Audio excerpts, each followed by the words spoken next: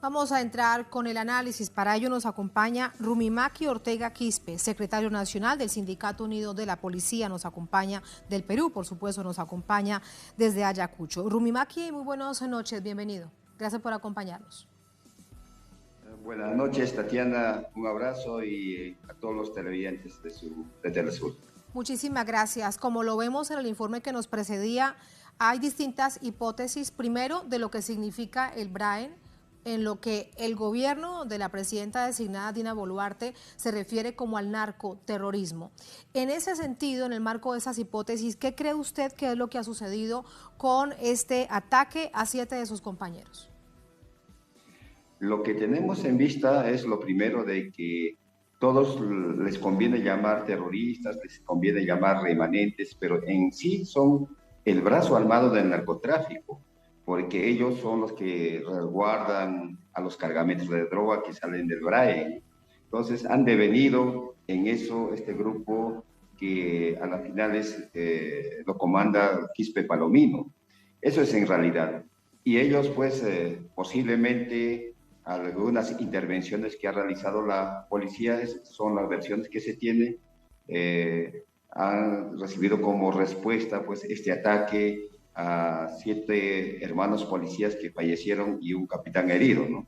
Ese es producto, pero ¿a quiénes le conviene que esté vivito y coleando este brazo armado del narcotráfico en el BRAE? Les conviene a la derecha, al gobierno y a los altos mandos de la policía y las Fuerzas Armadas, porque el plan BRAE tiene incesantes recursos económicos en diferentes programas, y a pesar de eso, de que dentro de la policía y Fuerzas Armadas los que comandan, pues ahí la palabra clarísimo, ¿no? Roban a su propia institución, roban de ese dinero del plan BRAE, a través también del Ministerio de Defensa, Ministerio del Interior, y también a la clase política, especialmente al fujimorismo y a la derecha recalcitrante, porque de eso se mantiene y sostiene para derruquear a todas las organizaciones sociales. Usted mismo ha visto cómo generales de la DINCOTE, de la Dirección contra el Terrorismo, han salido para manifestar de que los escudos que los manifestantes tenían era la palabra boica, sinónimo de terrorismo, los colores, y han salido que hablar de la Constitución, de la Asamblea Constituyente, es decir que es ser sinónimo de ser terrorista, que el vaso de leche, ese es un programa que es bienestar para los niños y las mujeres, que es también sinónimo de terrorismo. Entonces, considero de que lo van a utilizar políticamente para criminalizar las protestas, ¿no?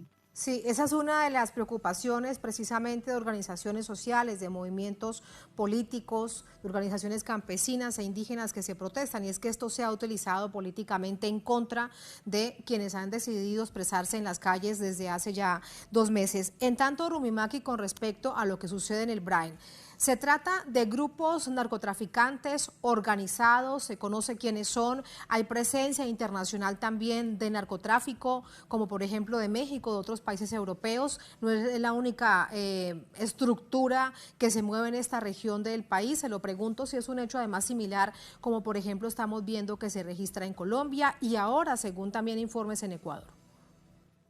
Efectivamente, son organizaciones de narcotraficantes, porque si hubiese una política adecuada del mismo gobierno, que funcione debidamente los programas, seguramente, y hubiese las intenciones de erradicar, hace tiempo hubieran esto hecho, ¿no? Son más de 30 años que no pueden erradicar este brazo armado del narcotráfico, que lo encabezan los Quispe Palomino.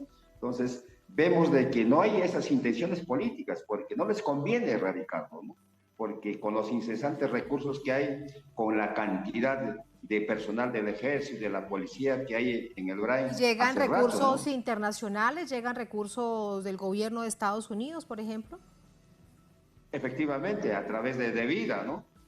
Ahí están, ¿qué te digo?, financiando la erradicación de la hoja de coca, pero no se preocupan, por ejemplo, cómo industrializamos la hoja de coca, ¿no? Pero ellos más se preocupan, pues, en la cuestión de satanizar a la hoja de coca y piensan que la hoja de coca es droga y no es así, ¿no?